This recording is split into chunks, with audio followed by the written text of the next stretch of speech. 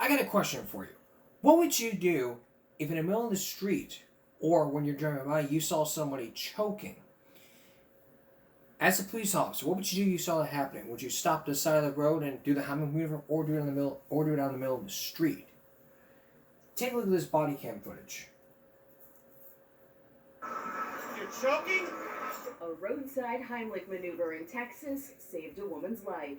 Mansfield police officer Chad Stevens says he was on patrol on Interstate 20 when he observed a vehicle driving slowly in the left lane. The car had hazard lights on and at times was swerving. Officer Stevens turned on his lights and got behind the vehicle, certain there was a problem. On a shoulder, the car pulled over and the driver climbed out, clearly in distress. You're choking?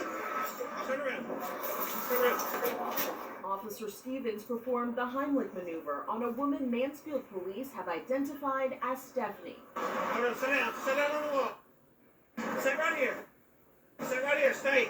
Stephanie explained what happened. I was looking for anybody since, I got onto the... Okay, what I want you to do is lean against this wall. We're going to sit right here for a minute. Is that what it was, your gun? Yeah, somebody swerved in front of me and I got scared. I couldn't find a call. I called it up. Stephanie repeatedly thanked the officer who helped her. In 12 years on the force, Officer Stevens says he'd never had to perform a Heimlich in the line of duty. You're choking? For Inside Edition Digital, I'm TC Newman. That's great. Name something you put in your mouth you don't swallow. Gum. Gum, gum, gum. You don't swallow gum. If that ever happens again, and you don't know how to maneuver, that's a lot of people that don't know. Give me a break. If you do not know the Heimlich maneuver,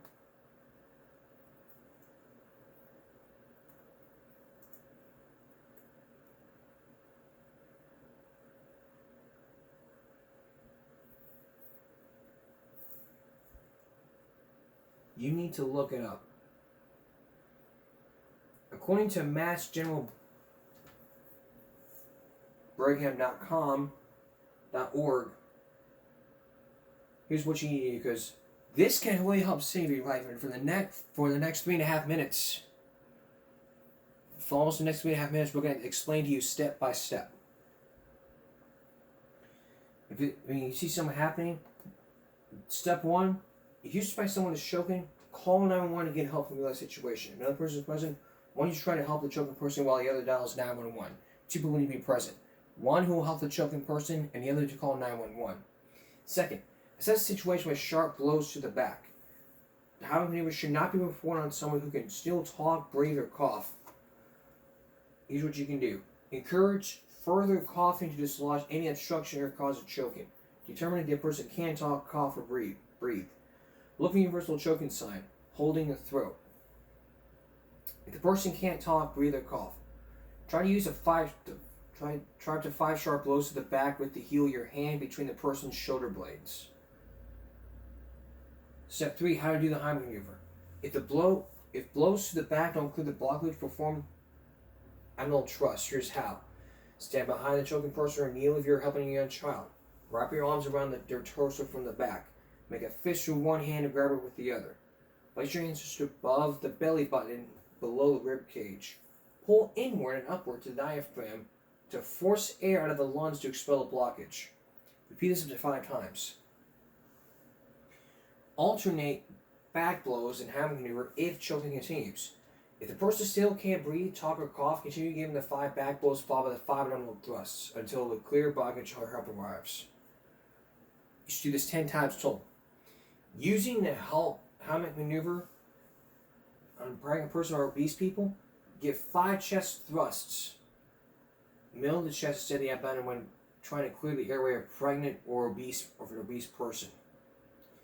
It's not okay to use, when not to use it on an infant. If it happens, hold the baby face down. Keep their head lower than their bottom. Hit them sharply in the back 5 times. Check the baby's mouth to remove any visible objects with the finger.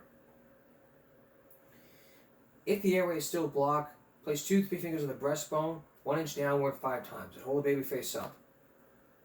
And if you're going to use it on yourself, Place your fist just above your navel, pull inward, upward, into your own diaphragm. You can also bend over to a hard surface like a countertop or chair back and shove yourself in it to create a similar upward force on your lungs. If you're choking along and can't talk or easily reach another person, text to 911 if it's real in many states. Type numbers 911 into the field. Text the location of your nature emergency right away. If it happens again, cut children's food into small pieces for to eat.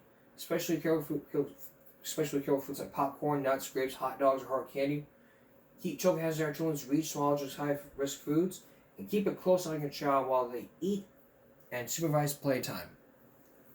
If you do all these things, you can really help out your child. And if it happens when you call 911, just simply follow basic instructions and listen to the officer very, very carefully. If they ask you if you don't know how to do the Heimlich maneuver, you can say no, I don't. Find someone that knows, or try to learn. And this episode will really help. All right. What's the jury going to decide on Jennifer Crumbley? And a country star passed away with other country stars mourning the deaths. All that's coming up. Stay with us. All right. Turning now to the Crumbley case. It has been 2 days since the trial of Jennifer Crumbley, the accused parent charged with 4 counts of involuntary manslaughter. If you've been following this case or watching the episodes of the show, we've been focusing on the Oxford school shooting since November 2021, when Ethan Crumbley was charged with murder with 4 counts of murder. Jennifer James Crumbley is charged with 4 counts of involuntary manslaughter. Their trials are separate, and both of them wanted their bonds reduced from $500,000 to $100,000. Now the trial was underway. What did the jury decide? And more importantly, what, if any, should happen in this case? Here's Stephen Fabian. The verdict is in. We find the defendant guilty of involuntary manslaughter. The mother of school shooter Ethan Crumbley was found guilty of 4 counts of involuntary manslaughter. Jennifer Crumbley closed her eyes as the historic verdict was read, but she remained impassive. The jury deliberated for just under 11 hours over 2 days. After the verdict, family members of the 4 victims shot dead by her son hugged prosecutors in court. It was a long time coming, but it's definitely a step toward the accountability like what we've been talking about. It's kind of been our goal the whole time. It was tough to wait it out for sure. Networks broke into programming to carry the verdict live. Breaking news from Pontiac, Michigan, where a verdict has been reached in a groundbreaking case. And now her husband is going to be facing similar charges. Prosecutors portrayed Jennifer Crumbley as an irresponsible mother who was so focused on extramarital affairs and her job that she failed to act on signs her son was having a mental health crisis. She also failed to alert the school that he had access to a gun after he drew disturbing images of a shooting in class. The trial has sparked a national debate over whether parents should be held responsible for crimes committed by their children. So this serves as a notice to parents that you do need to be hyper vigilant. Now, Jennifer Crumbley said when she took the stand in her own defense that she was a hyper vigilant parent. The jurors found that she could have done more to prevent the loss of lives here. Guilty of involuntary manslaughter. It's the first time parents have been prosecuted for a school shooting committed by their son. Jennifer Crumbley will be sentenced April 9th. She faces as much as 15 years in prison. Wow. We're going to get into this common sense thing right away, and then in just a few minutes, we're going to hear what one of the jurors had to say. So here's common sense.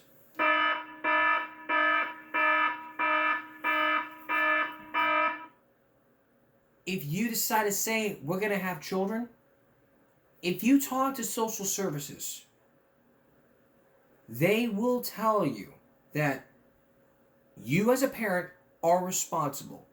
You're responsible for your child between the ages of birth and 18. which is $250,000. That's how much it costs from birth to 18. $250,000, $250,000. You don't believe me? Well, try watching that Fortnite kid on Dr. Phil. I want to make sandwiches. You do have a responsibility to care for your children.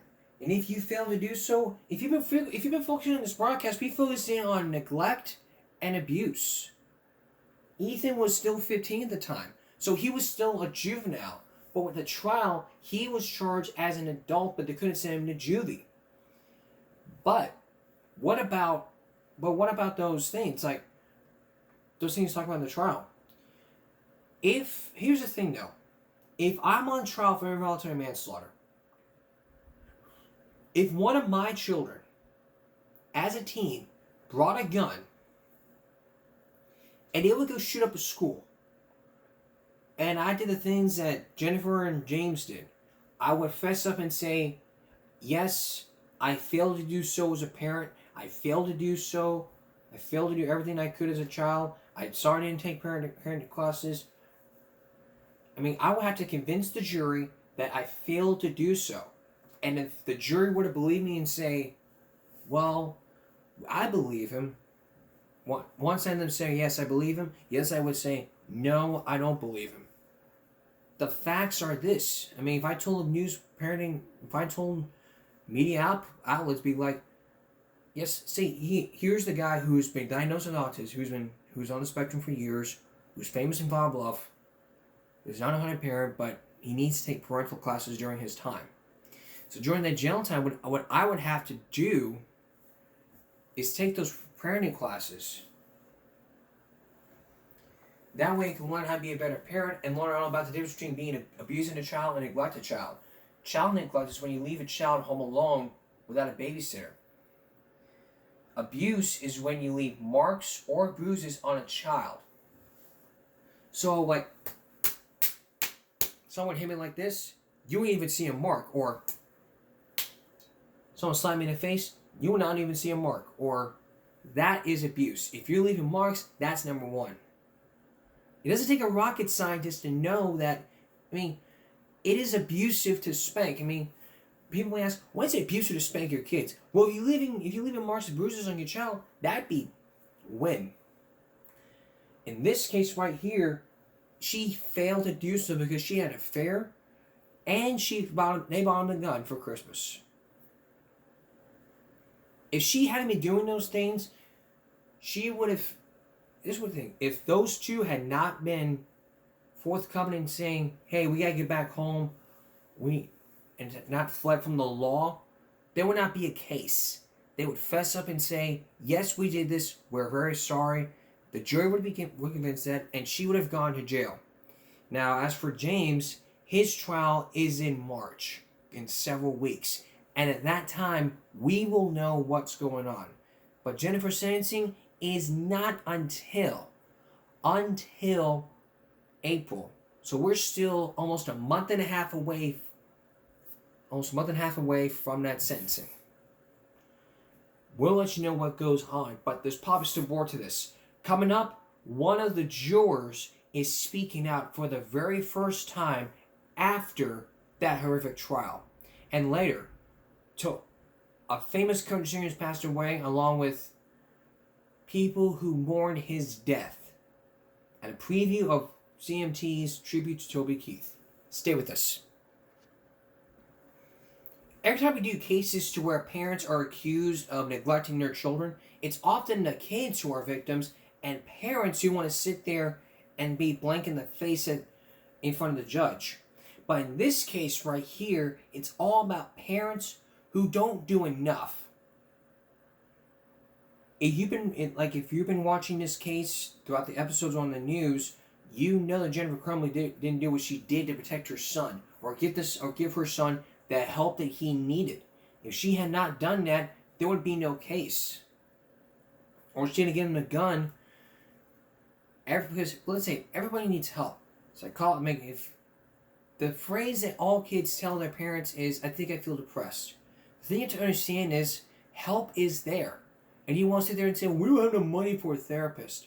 Find some, Cut back on expenses. That way you can get your son the help he needs. Because if he's like killing animals or doing something stupid, there are times where people need help. And if you don't have that help, you need to find that help. Therapy will help. Find a psychiatrist or a psychologist who will sit down and help with him. Find a therapist who talk to you and say, how's that make you feel? How's that make you feel? Okay? Okay, how's that make you feel? Okay? Gotcha. Come back next week and then we'll get you. Gotcha. But the parents failed in this case. Now, after the trial, one of the jurors, and now for the very first time after the trial, one of the jurors in this case is speaking out for the very, very first time. Once again, here's Stephen Fabian. Guilty of involuntary manslaughter. Could the landmark verdict in the trial of Jennifer Crumbley trigger a flood of prosecutions against moms and dads? Some legal experts believe parents across America will have to clean up their acts to stay out of prison if their children are involved in wrongdoing. Do I think that there'll be prosecutors who will be looking at, let's say, a slightly lesser case and they'll say, remember that case in Michigan? That one worked? Maybe this is a time to hold more parents accountable. The New York Times reports the guilty verdict will reverberate in prosecutors' offices around the country, as well as millions of homes. This is going to change the landscape in the future of how prosecutions and investigations deal with serious juvenile crimes. Defense attorney Brian Claypool says the verdict is a wake-up call for every parent. Do you see parents across America taking a closer look at their children now and saying, hey, wait, maybe we should say something about this? The Jennifer Crumbley guilty verdict is a game changer in parenting across the country. We as parents now need to pay really close attention to the behavior of our kids. We can't pass the buck or punt anymore. And the foreperson of the jury is speaking out to the Today Show. She says this final image shown by prosecutors helped sway jurors. It shows Jennifer Crumbley at the shooting range with her son, carrying the gun 2 days before it was used to murder 4 students. The responsibility of securing the weapon then falls on her. And one answer from Jennifer Crumbley on the stand may have sealed her fate. I've asked myself if I would have done anything differently, and I wouldn't have. It was repeated a lot in the deliberation room. I think that it was very upsetting to hear. Jennifer Crumbley will be sentenced on April 9th. Each count carries a penalty of 15 years in prison. It is expected she will serve the 4 sentences concurrently. And again, we will know what happens. And again, James's trial is not until March, which is a month and a half away, but we'll still know. But this is a wake-up call for parents. So parents, listen up. If you've been watching this case, and if you're watching this right now, heed this.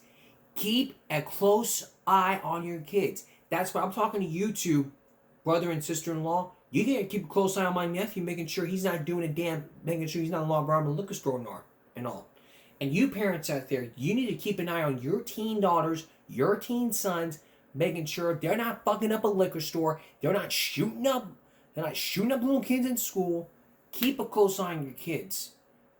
Keep a damn well close eye on your kids. If you do so, if you watch this case, watch the case with your child. Watch this episode with your kids. And maybe then after this episode, you'll say to yourself, he damn well knows what he's talking about. Because I'm an uncle. I don't want my nephew doing the same thing that Ethan's doing. I want what's best for my nephew. And if he was standing right next to me and if he heard about this case, he would gladly say to me, Uncle Jonathan, why does she have to do it? Well, I'll tell you why. Because she failed to protect her son. That's right. She failed to protect her son, and she failed to listen to the warning signs. So to solve problems, she bought him a gun. And then he used the gun to murder 4 people. It's a wake-up call for all parents out there. And looking at all these comments, wow, she really said she would have changed everything. She deserves prison. Good. More holding parents accountable for their kids is knowing their kids' mental state. One reply says, I used to live in Oakland County. We moved our family and business from Oakland County to Genesee County and then Livingston. That was a dumb long answer after 4 kids were murdered by their son. And it just gets better. Take care of your kids the best way you can. It's that simple. Like the part where she says guilty. Now it's time to wake up call for the witless landmark lawmakers in Washington. Well, this crime is whole as it is. It only happened in Oakland County, Michigan. A big wake-up call for parents. It's time to go out to moms and absent fathers of Pookie and Ray Ray. You have not done anything different, so you deserve everything they give you and your family. Listen, I've been doing this show for 7 years, and if I had, like I said, if this chalkboard was right here in this wall, the Crumbley case would be the worst case on this chalkboard wall. Or even if I would have worn in the public bathroom, carved on the fucking toilet.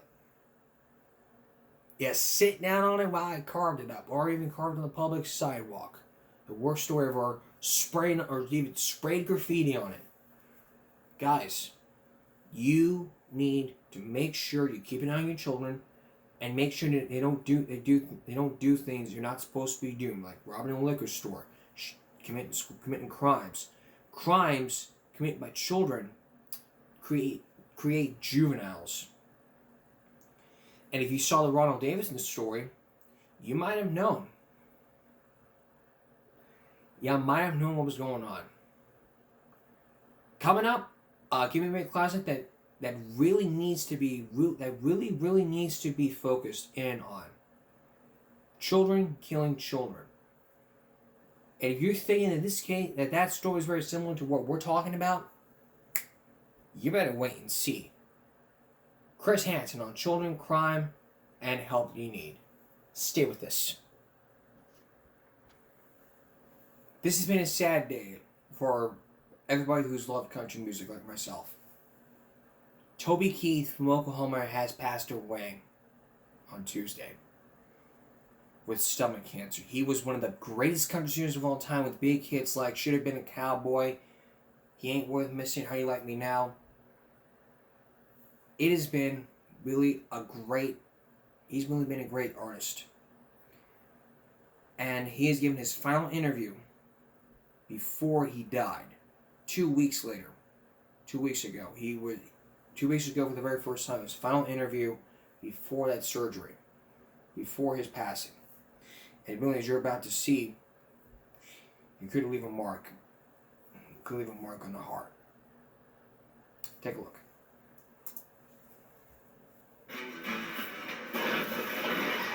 This the big one? Yeah, real jam. You shouldn't kiss me like this unless you mean it like that. So many shades of Toby. Keep forgetting those words. There goes the show in Tulsa. Oklahoma. We've seen them all. 42 top 10 hits. I should have been a cowboy. 32 #1 songs. I want to thank my family and everybody back in Oklahoma tonight. God bless y'all. Thank you so much.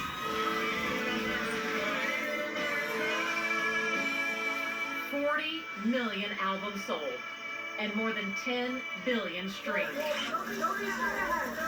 Toby Keith is among the top 5 richest country singers in the world. This is my 12th time seeing him. Yep. Yeah. With hundreds of millions of dollars. And to think just 30 years ago, It's a brand new day. this was all part of the beginning. It's the spirit of Oklahoma, and the best is yet to come.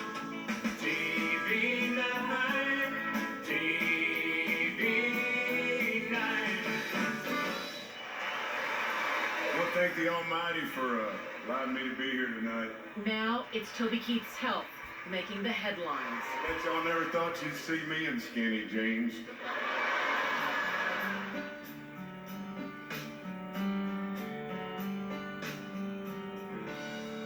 Don't let the old man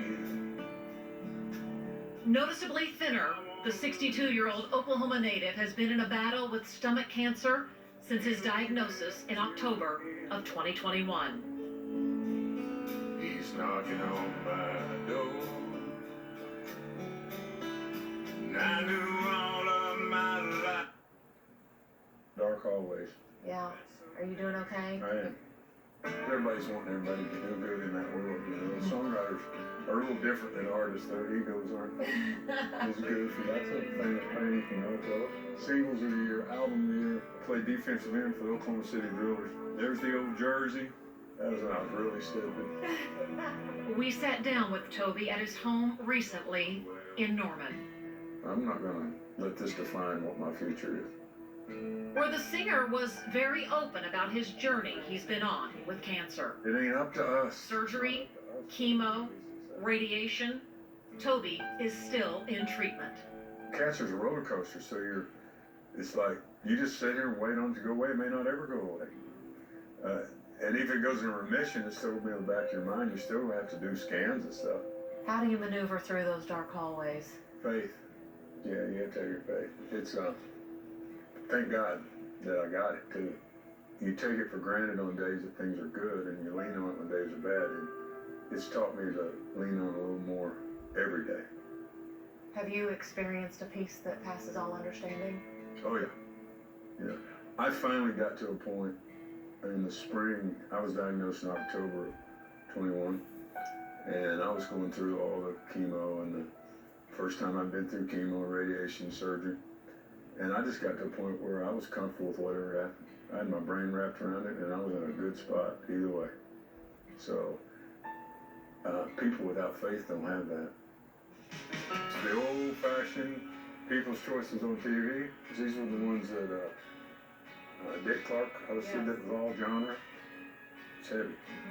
Toby says there are unexpected blessings in the middle of the storm. More appreciation for his wife, Tricia, of almost 40 years. Their children and grandchildren. And another blessing coming from a song he performed last fall when he was honored as an icon at the People's Choice Awards. Toby actually wrote this song several years ago. It was inspired when he was on a golf trip with his friend Clint Eastwood, who was about to make a movie at the age of 88. And I go, what keeps you going? He goes, I get up every day, don't lay around, I get outside, I go outside, I don't let that old man in.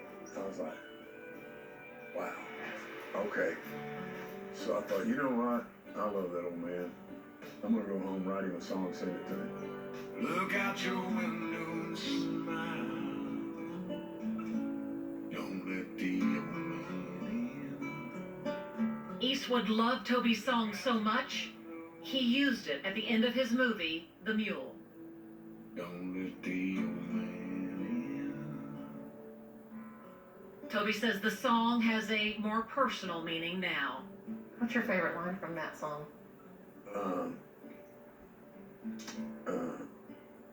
My body's weathered and worn. Ask yourself, How would you be if you didn't know the day you were born? Try to love on your life and stay close to your friends. I think that moment, though, of your wife, she was wiping too. Yeah. What does she mean to Toby? Oh, she's been a trooper. She's the best nurse. She absolutely, the first time we went to Houston, the hospital, she stepped right in and she just took control and said, we got this, let's go. So she's like, we're gonna get this, and don't worry about it. Every person in the room was just zoomed in, and then you just deliver that message, and it got its due, and then it went #1 the next day. It was like trending like out of. So now they've released it to radio. I was like, Toby's got a new song out. No, it ain't. It's 4 years old. You just didn't hear it the first time because they didn't play it. And your life was in a different time then, and so the moment was perfect. Yeah. But it found its home. But don't let the old man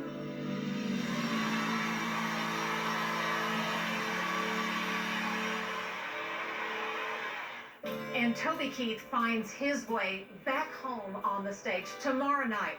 I'll take you to his shows in Las Vegas. They sold out so quickly. You'll see the concert. Well, that's really nice of you, Robin. Tell everybody thank you. And the gift I gave Toby that got this reaction. This is great. This ought to be framed, and I'm going to frame this up. Don't miss it tomorrow night at 10. Robin Marsh, Oklahoma's own News 9. And we're going to have that for you coming up. Have more of Toby Keith coming up on Game Break Friday. More about that and that very special gift. But we still got a long way to go. We're going to take a break. When we come back, our Game Break Classic, all about children, killing children, and Dr. Ronald Davidson. Stay with us. Jonesboro, Arkansas, Kentucky, Colorado, Connecticut, Texas, Michigan. Children killing children. In the last several years, it's happening in these cities that I talked about. And each time, as parents, you may have wondered, what should society do? Do you put them in prison, or juvenile correction centers, or do something else? In recent years, in turn to private corporations and sending children away to different states. It's not Game Break Classic. We revisit a story that we focused in on, like we talked about, but not without problems. Very serious problems. And if you're wondering before we get started, this is very similar because of violent juveniles. Here's Chris Hansen.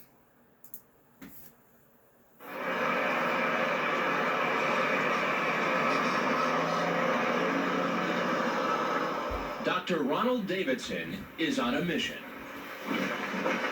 The University of Illinois psychiatrist has become a fierce advocate for that state's most troubled kids. You have a problem with the outlet here? Hired by the state of Illinois, Davidson has spent the last few years inspecting more than 100 privately run treatment and detention centers housing Illinois kids. It's not a good idea to keep it here. He built a tough reputation inside the state, but it's his stinging attacks across state lines that are stirring up some of the most controversy. For some time now, Illinois, like other states, has found itself overwhelmed by the numbers of troubled children. And instead of building more treatment centers, it decided to turn to private corporations in other states. In just 1 year, Illinois spent $60 million exporting 800 kids to places like Florida, Arizona, and Colorado. But when Davidson was asked to evaluate shipping kids to those private facilities, he reached an early conclusion. Well, I've also called it interstate trafficking in children for profit.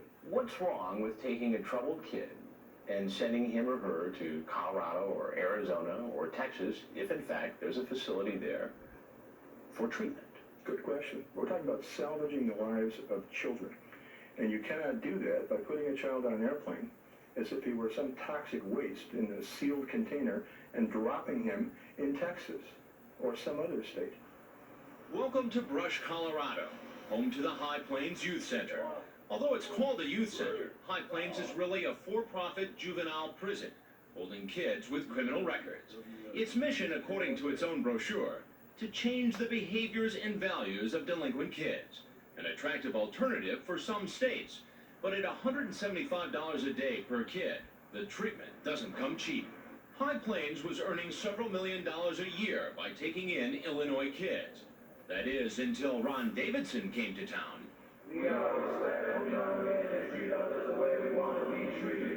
High Plains is owned by the Rebound Corporation.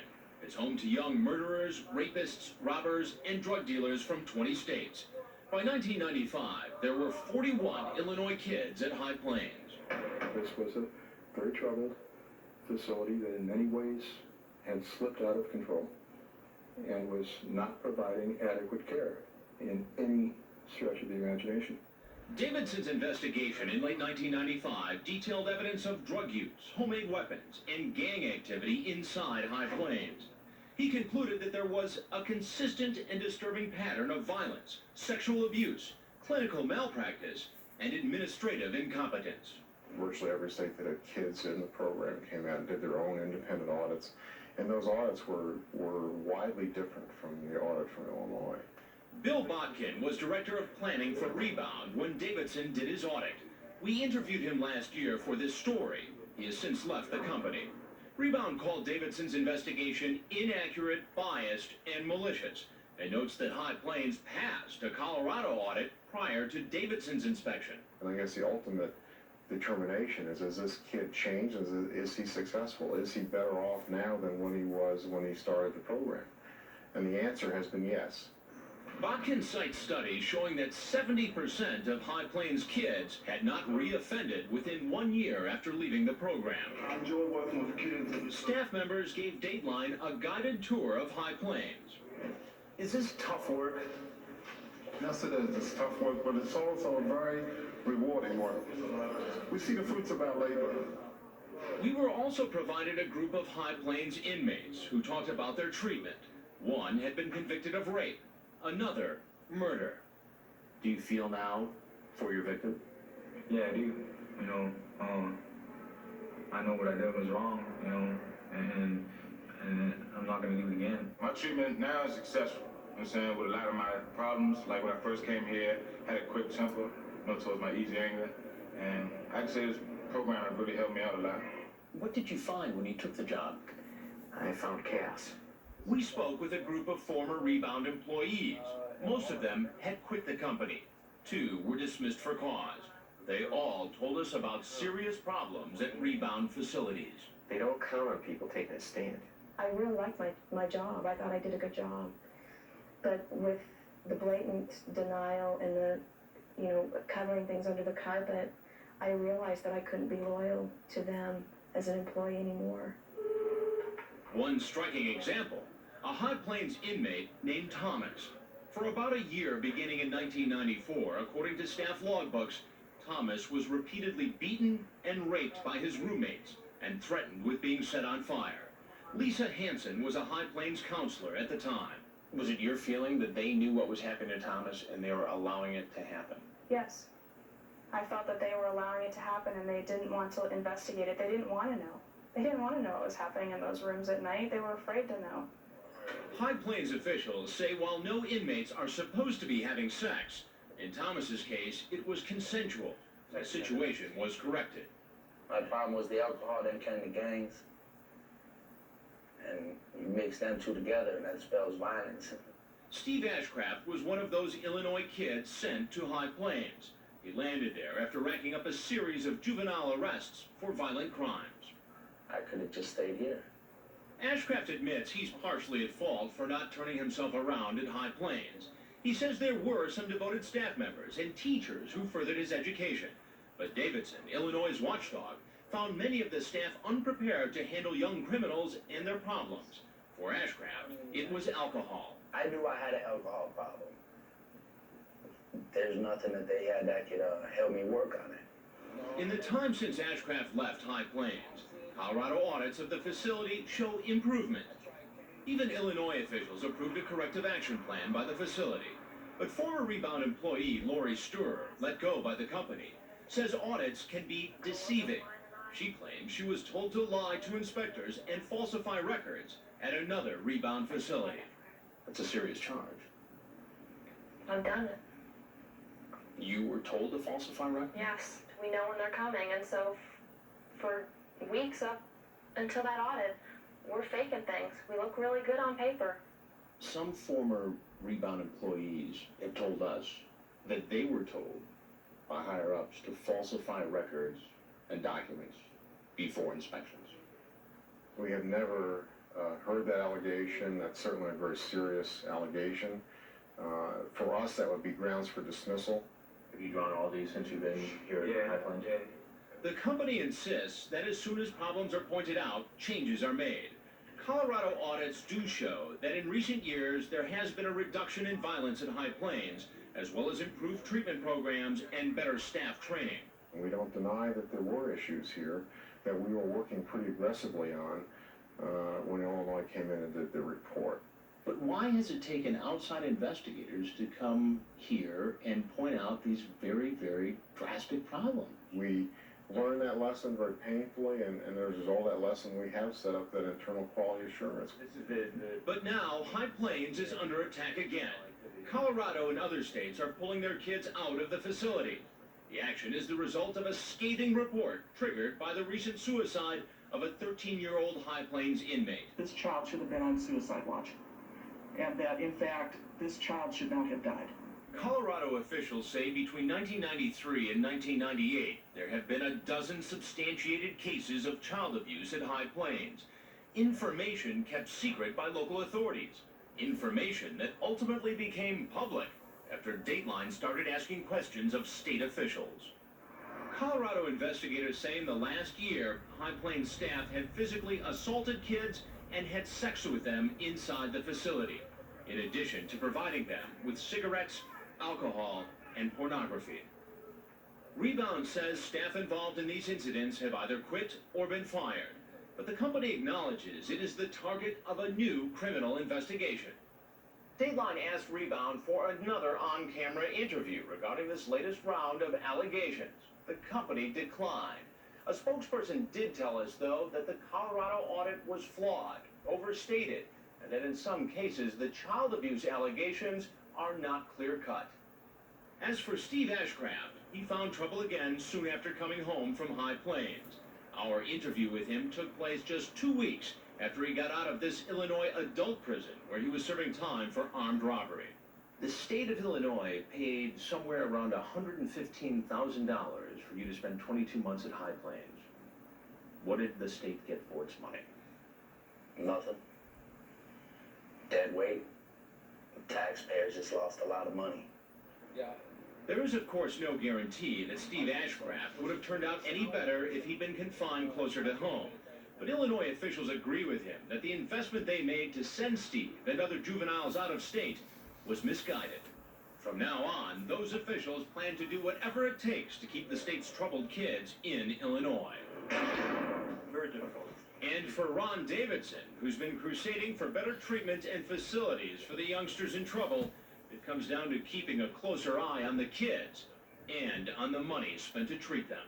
The bottom line for us is that we are going to do whatever we have to do to make sure that Illinois' kids are not treated like crash test dummies for corporations that don't know how to get their act together. Late yesterday, Colorado officials announced they were shutting down the High Plains Youth Center and revoking its license to operate. A spokesman for the Rebound Corporation says the company will comply with the order, but claims officials violated state law by not holding a hearing before the shutdown. As for Illinois, since Dr. Davidson's initial report on High Plains in 1995, the state has reduced the number of children it places in out-of-state facilities from 800 to less than 200. Okay, that was years ago. But we don't need to be taking kids out of state when there's plenty of juvenile correction centers here in Texas. I mean, you can't ship criminal kids from Texas and then ship them off like some toxic waste from Texas down to Idaho, where you just can't do it.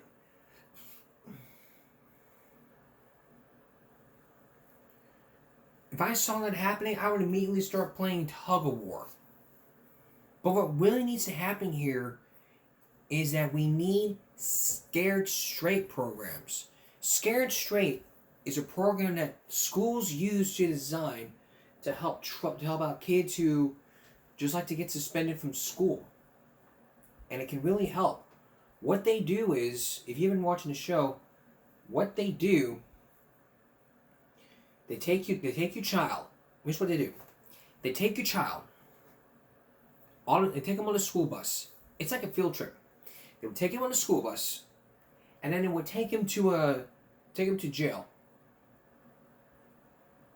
where they will be in front of inmates and prison guards. And they will sit them and say, well, you know this way you're gonna wind up if you keep on doing this? And then like stories like say, well, I've been here for 5 years, I committed some crime, I smoked some dope, whatever. And it's actually been a TV show.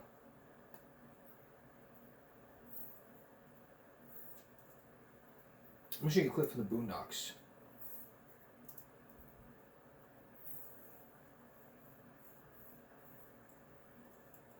Here's a short clip.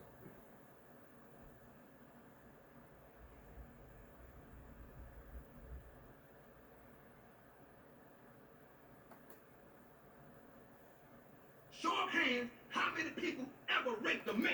Uh-huh. How many people ever been no higher than that nut? I raped the motherfucker, dog. So I ain't let that nigga kiss me or nothing, but I did to make you stroke your head lovingly while I do it. See, because I want you to like it. That was the wrong one. Oh, here it is.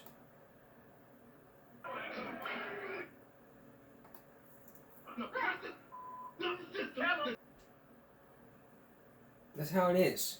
Scared Straight's just a program that's used to help out. But for juveniles, that's how it is. Juveniles, if we charge teens as adults, it's like, take the case of Madison from Dr. Phil. Yeah, that's a good case. Take the case of Madison from Dr. Phil. She would like to steal a car, smoke some drinks, like violence and all. In her county, she could be looking at from a lot of years in jail. Grand theft auto would wind up a probation. Violence and all that other stuff will result in jail time. And let the system take course. I mean, talk to the prosecutors in your county. I mean, then it'll let you know what the heck to do.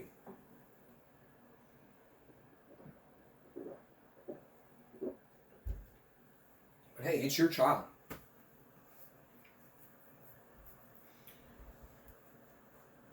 It could be a spoof. All about what's going on.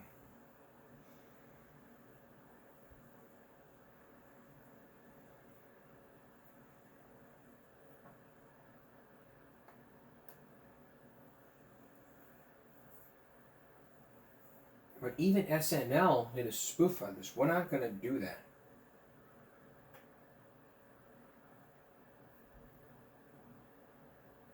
They take violent teens. Man, it's all about teens. Here's a short one from Action. What's good, y'all? My name is Sean. I'm 17 and I like to steal. Hey, man, is that my phone? No. Shh. Hey, the jit's coming right now. Hey, what you in here for? You look sweet. Stealing, man. I like to steal. You steal? You wanna know what I did to the last person who stole from me? Oh. What you did, bro? I killed them with my bare hands, butt naked. So come steal from me. See what happened to you. Nah, bro, I'm good. Hey, I think he just called you soft. Yeah, bro, he said your mom ugly. Oh, word. Nah, bro, I ain't even say nothing. Come in the South and say it to my face. Oh, they done got that boy mad. I ain't even say nothing, bro. I think he just said fuck you, bro. Oh, word. Hey, come in here, give me your cheeks. Nah, they crazy in here. I ain't never getting locked up.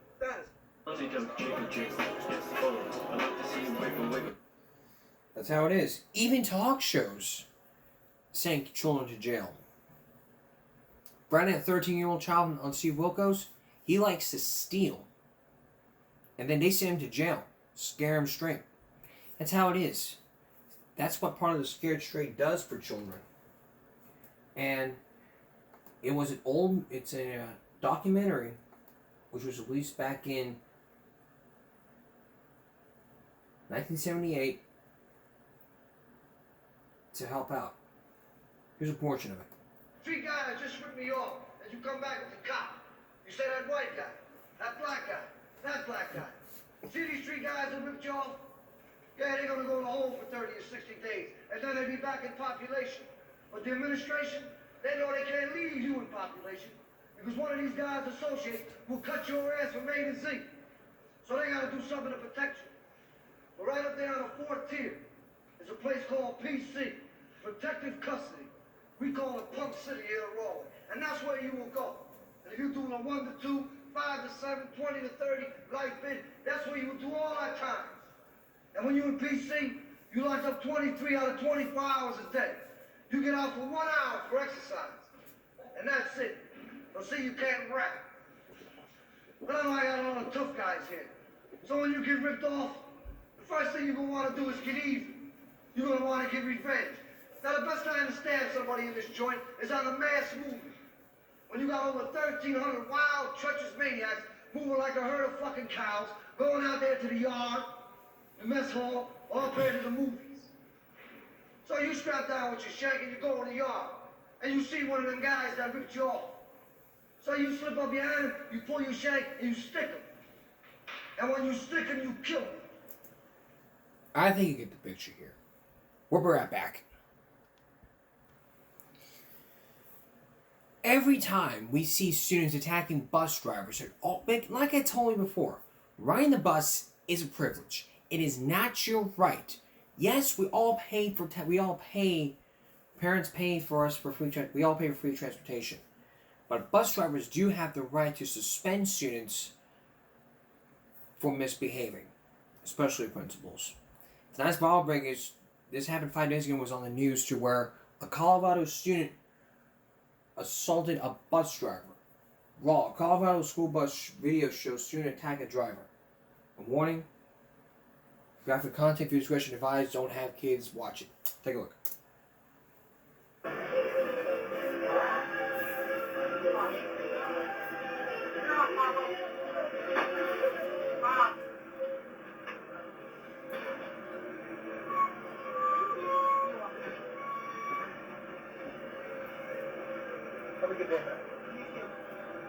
You need to get off. Yeah, you're not going to disrespect me every day. Every day.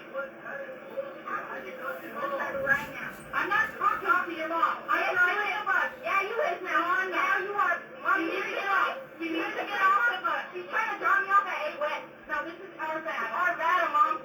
Our battle. Our battle. It ain't the school that I'm supposed to be at. It's not, but it's a safe place for you because you can't follow the bus rules. That's all I'm saying. How about him?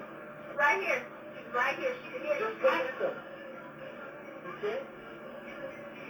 Straight like that. I heard she's gonna kill me? Straight like she's gonna kill me. Just come with them. Okay. Okay. Straight up. Not you. I got you. No. You need to get off the bus, please. No, bro. Get off the bus, please. You're not gonna talk to me like that. It's not gonna happen. You know you are very disrespectful. You always are. I try to be cool with you, and you don't. You can't do it. You didn't even fucking do it. Shut the fuck up, bitch. Don't ever. Now stop. Bitch, don't fucking touch me. Get off. Don't fucking touch me. I'll get the fuck off your first. Get off. Don't touch it. No. Come on with me. Can you call 911, please? No. No. Come on, what's going on? One of the students just assaulted me. And I don't have a height. Mary, did you have something to do?